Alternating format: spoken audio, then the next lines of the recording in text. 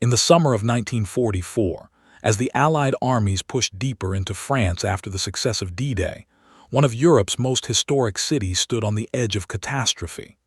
Paris had been under German occupation for 4 long years, and as the front lines approached the city, tensions inside the German command began to rise.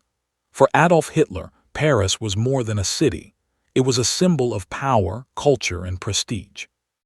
If Germany could not hold it, he believed it should be destroyed so that the Allies would inherit nothing but ruins. If you love World War II history, hit subscribe, drop a like, and share this video with fellow history fans. By August 1944, Allied forces advancing across France were closing in on the French capital. Units of the U.S. Army and Free French forces were rapidly moving east after breaking through German defenses in Normandy. Yet the situation inside Paris was becoming increasingly dangerous. Resistance fighters within the city had begun an uprising against the occupying forces, attacking German patrols and taking control of police stations and government buildings. While this rebellion boosted morale, it also created the risk of brutal retaliation from the German garrison. The German commander responsible for Paris was Dietrich von Choltitz, a general who had recently been placed in charge of defending the city. His orders from Adolf Hitler were clear and terrifying. Paris was not to fall into Allied hands intact. Bridges across the Seine, historic monuments, and entire districts were reportedly wired with explosives. If the Allies reached the city, the destruction of Paris was meant to deny them a symbolic victory and leave behind a shattered capital. At the same time, leaders of the French resistance understood that the situation was becoming urgent. If the German command decided to carry out Hitler's orders, the city could be devastated within hours. Resistance groups sent desperate messages to the advancing Allied forces, urging them to move toward Paris immediately. Waiting too long might allow the Germans to crush the uprising or destroy the city before liberation could arrive. Inside Allied headquarters, the decision about Paris was complicated. The original plan for Operation Overlord did not prioritize capturing the city quickly. Military planners feared that urban combat inside a massive city would slow their advance and drain critical resources. Instead, they initially planned to bypass Paris and continue driving toward Germany. But the uprising within the city and the potential destruction of its landmarks forced commanders to reconsider. One of the key figures pushing for immediate action was Charles de Gaulle, leader of the Free French forces. De Gaulle understood that the liberation of Paris carried enormous political importance. Allowing the city to be destroyed or liberated without a strong French presence could weaken France's position after the war. He insisted that French troops must play a leading role in freeing their capital. Under growing pressure, Allied command approved a rapid advance toward Paris. The task of spearheading the mission fell largely to the French 2nd Armored Division under the command of Philippe Leclerc de Hauteclocque. These troops, many of whom had been fighting alongside Allied forces across North Africa and Europe, now had a powerful motivation. They were about to liberate their own capital. The race toward Paris became urgent. Resistance fighters inside the city were holding out against German forces, but their supplies were limited. Every hour increased the risk that the Germans might regain control or carry out Hitler's destructive orders. Reports suggested that explosives had been placed under bridges and key landmarks throughout the city. As Allied units approached the outskirts, the situation reached a critical moment. German forces were still capable of fierce resistance, and urban combat could quickly turn into a bloody battle. Yet something unexpected began to happen inside the German command structure. General von Choltitz reportedly began questioning the orders he had received. Although he had the authority to destroy the city, he hesitated. Some historians believe he realized the war was already lost and saw no reason to carry out such a devastating act. Others suggest he was influenced by negotiations and pressure from local officials and diplomats who urged him to spare the city. Within roughly 48 hours of the Allied advance reaching the outskirts, the situation inside Paris changed dramatically. Resistance fighters seized key buildings, Allied armored units pushed into the city, and German defenses began collapsing. Instead of detonating the explosives placed around the capital, von Choltitz eventually surrendered the city to Allied forces. On August 25, 1944, Paris was officially liberated. Crowds poured into the streets as French and Allied soldiers entered the city. Flags appeared in windows, bells rang from churches, and the atmosphere transformed from fear to celebration almost overnight. The liberation of Paris became one of the most powerful symbolic moments of World War II. Not only had the city been freed from occupation, but it had also escaped the destruction that might have erased centuries of history. Landmarks such as the Eiffel Tower and the Notre Dame Cathedral remained standing, preserving the cultural heart of France. Looking back today, historians often describe the liberation as a moment balanced on the edge of disaster. Had the German commander followed Hitler's orders, Paris might have been reduced to rubble. Instead, a combination of resistance efforts, rapid Allied movement, political pressure, and individual decisions helped save one of the world's most famous cities. The story of those crucial hours reminds us that history is often shaped not only by massive armies and grand strategies, but also by the choices made by individuals in moments of extreme pressure.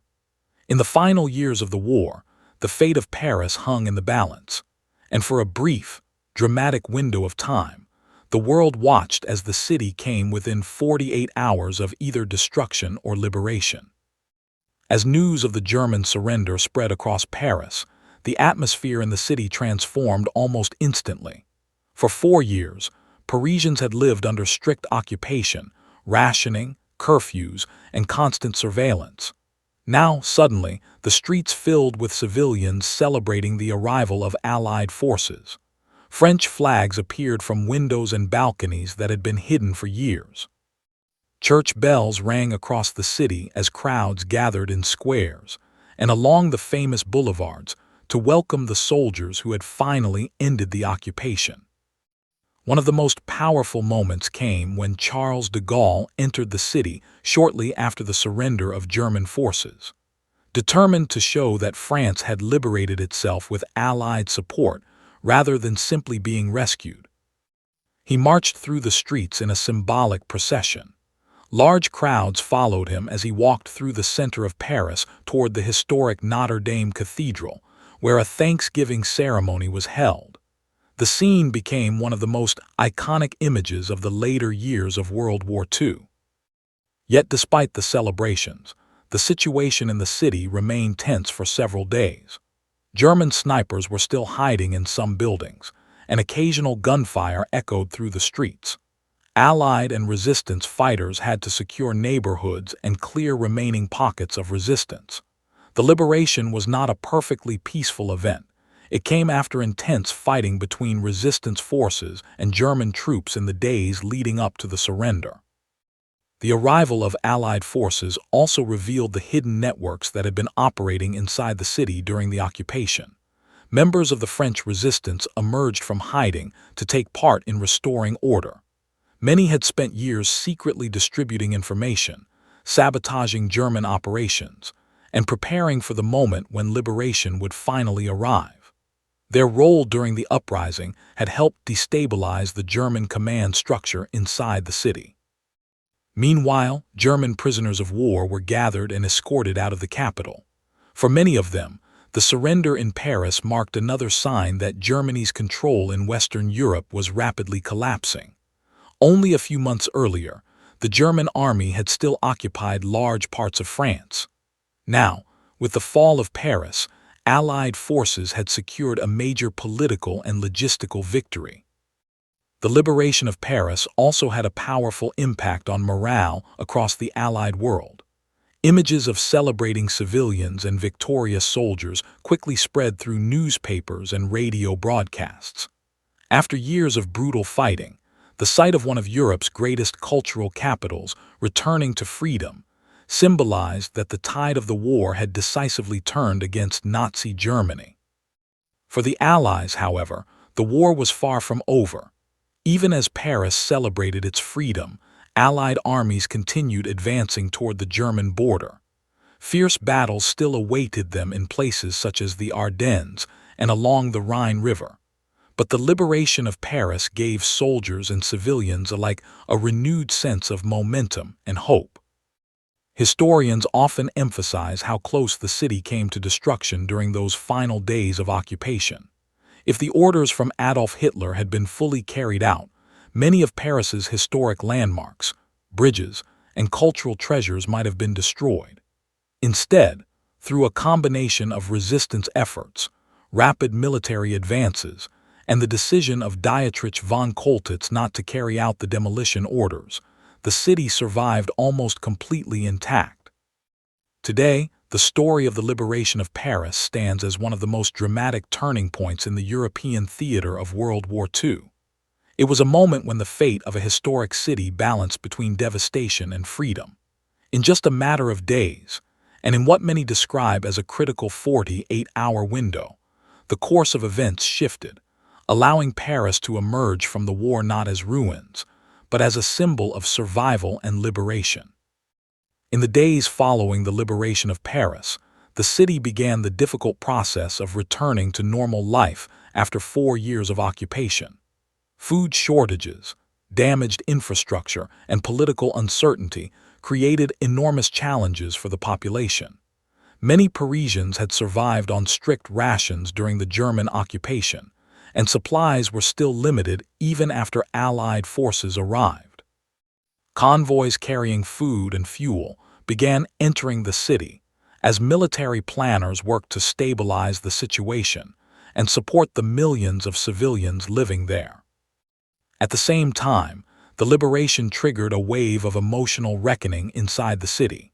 Some citizens who had openly collaborated with the occupying German authorities were arrested or publicly punished by resistance groups and local authorities. These events, sometimes referred to as the Purge, reflected the anger and frustration that had built up during the occupation. While many Parisians had resisted quietly or secretly, others had worked with the occupiers, and the days following liberation brought intense debates about justice, responsibility, and national identity. Meanwhile, Allied military leaders quickly recognized the strategic importance of the newly liberated capital. Beyond its symbolic value, Paris offered roads, railways, and communication networks that could support the continued advance of Allied forces across France. Supplies moved through the region to help sustain the armies pushing toward the German frontier.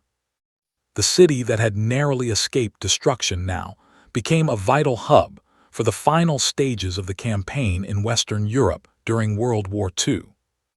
For Charles de Gaulle, the liberation of Paris also represented a crucial political moment.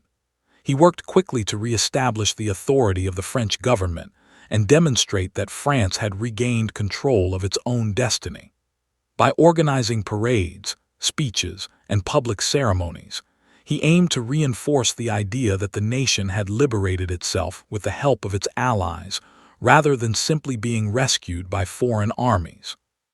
This narrative played an important role in shaping France's post-war identity. The city itself soon became a powerful symbol of resilience. Landmarks such as the Eiffel Tower, the Louvre Museum, and the bridges crossing the Seine River had survived the war intact. Many people around the world saw this as almost miraculous, considering the destruction that had devastated so many other European cities during the conflict.